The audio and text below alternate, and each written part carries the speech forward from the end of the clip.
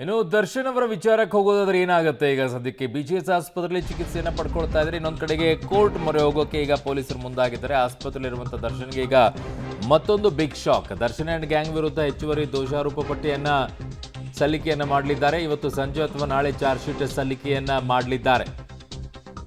So 1000ಕ್ಕೂ ಹೆಚ್ಚು ಪುಟಗಳ charge sheet ಅನ್ನ ತನಿಖಾಧಿಕಾರಿಗಳು ಸಲ್ಲಿಕೆಯನ್ನ ಮಾಡಲಿದ್ದಾರೆ. 20ಕ್ಕೂ ಹೆಚ್ಚು ಸಾಕ್ಷ್ಯ, ತಾಂತ್ರಿಕ ಸಾಕ್ಷ್ಯ, FSL ರಿಪೋರ್ಟ್ ಕೂಡ ಇದರಲ್ಲಿ ಸಲ್ಲಿಕೆಯನ್ನು ಮಾಡಲಿದ್ದಾರೆ. ಇನ್ನೊಂದಿಷ್ಟು ಸಲ್ಲಿಕೆ ಮಾಡೋದಿದೆ ಹೆಚ್ಚುವರಿ ಅಂತ ಹೇಳಿದರು ಆ ಸಂದರ್ಭದಲ್ಲೇ. ಸೊ ಹಾಗಾಗಿ ಈಗ 1000ಕ್ಕೂ ಹೆಚ್ಚು ಪುಟಗಳ ಚಾರ್ಜ್ ಶೀಟನ್ನು ಈಗ ಮತ್ತೊಮ್ಮೆ ಸಲ್ಲಿಕೆಯನ್ನು ಮಾಡಲಿದ್ದಾರೆ. ಇದರಲ್ಲಿ 20ಕ್ಕೂ ಹೆಚ್ಚು ಸಾಕ್ಷ್ಯಗಳಿದೆ. FSL ರಿಪೋರ್ಟ್ ಕೂಡ ಈಗ ಅದರಲ್ಲಿ ಇದೆ. ಇನ್ನೊಂದು ಕಡೆಗೆ ಅನಾರೋಗ್ಯದಿಂದಾಗಿ ಅವರು ಜಾಮೀನು ಪಡ್ಕೊಂಡು BGS ಆಸ್ಪತ್ರೆಯಲ್ಲಿದ್ದಾರೆ.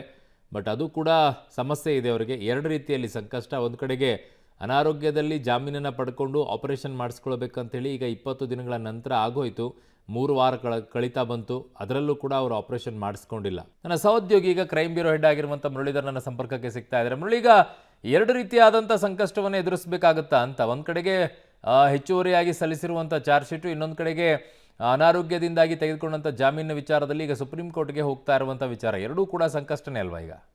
ನಡೀತಾ ಇರುವಂತ ಜಾಮೀನು ಅರ್ಜಿ ವಿಚಾರಣೆ ಏನಿದೆ, ಜಾಮೀನು ಅರ್ಜಿ ವಿಚಾರಣೆ ಸಂದರ್ಭದಲ್ಲಿ ಏನು ಇಡೀ ಪ್ರಕರಣದ ಗ್ರೌಂಡ್ಸ್ ಗಳ ಮೇಲೆ ವಾದ ಪ್ರತಿವಾದಗಳು ನಡೆಯುವಂಥದ್ದು. ಯಾಕಂದ್ರೆ ಈ ಹಿಂದೆ ನಡೆದಂತ ವಾದ ಪ್ರತಿವಾದ ಇದ್ದಂತೂ ಅವರಿಗೆ ಅನಾರೋಗ್ಯದ ಸಮಸ್ಯೆ ಇದ್ದ ಹಿನ್ನೆಲೆಯಲ್ಲಿ ಮಧ್ಯಂತರ ಜಾಮೀನನ್ನ ಕೊಡಬೇಕು ಅಂತ ಹೇಳಿ ಮನವಿಯನ್ನ ಮಾಡ್ಕೊಂಡಿದ್ರು. ಇವಾಗ ದೋಷಾರೋಪ ಪಟ್ಟಿಯನ್ನು ಕೂಡ, ಹೆಚ್ಚುವರಿ ದೋಷಾರೋಪ ಪಟ್ಟಿಯನ್ನು ಕೂಡ ಸಲ್ಲಿಕೆಯನ್ನ ಮಾಡ್ತಾ ಇದ್ದಾರೆ. ಆ ಸಲ್ಲಿಕೆಯನ್ನ ಮಾಡೋ ಸಂದರ್ಭದಲ್ಲಿ ಅವರ ವಿರುದ್ಧ ಇರುವಂತಹ ತಾಂತ್ರಿಕ ಸಾಕ್ಷ್ಯಗಳೇನಿದೆ, ತಾಂತ್ರಿಕ ಸಾಕ್ಷ್ಯಗಳು ಜೊತೆಗೆ FSL ರಿಪೋರ್ಟ್ಗಳು ಇರ್ಬೋದು, ಜೊತೆಗೆ ದರ್ಶನ್ ಅವರು ಈ ಪ್ರಕರಣದಲ್ಲಿ ಯಾವ ರೀತಿಯಲ್ಲಿ ಇನ್ವಾಲ್ವ್ಮೆಂಟ್ ಅನ್ನ ತೋರಿಸಿದ್ದಾರೆ, ಜೊತೆಗೆ ಬೇರೆ ಬೇರೆಯ ಸಾಕ್ಷಿ ನಾಶಗಳಕ್ಕೆ ಯಾವ ರೀತಿಯ ಸಹಾಯವನ್ನ ಮಾಡಿದ್ದಾರೆ, ಇದೆಲ್ಲದ್ರ ಬಗ್ಗೆನೂ ಕೂಡ ಹೆಚ್ಚುವರಿ ಚಾರ್ಜ್ ಶೀಟ್ ನಲ್ಲಿ ಉಲ್ಲೇಖವನ್ನ ಮಾಡಿರುವಂತದ್ದು. ಅಂದ್ರೆ 1300ಕ್ಕೂ ಹೆಚ್ಚು ಪುಟಗಳ ದೋಷಾರೋಪ ಪಟ್ಟಿ ಅದು. ಆ ದೋಷಾರೋಪ ಪಟ್ಟಿಯಲ್ಲಿ ಇನ್ನೊಂದಷ್ಟು ಮಾಹಿತಿಗಳು ಬರ್ತದೆ. ಜೊತೆಗೆ ಈ ಹಿಂದೆ ಹಾಕಿದಂತ ದೋಷಾರೋಪ ಪಟ್ಟಿಗಿಂತ ವಿಭಿನ್ನವಾಗಿರುವಂತದ್ದು, ಜೊತೆಗೆ ತಾಂತ್ರಿಕ ಸಾಕ್ಷ್ಯಗಳು ಕೂಡ ಸೇರ್ಕೊಂಡಿರ್ತದೆ.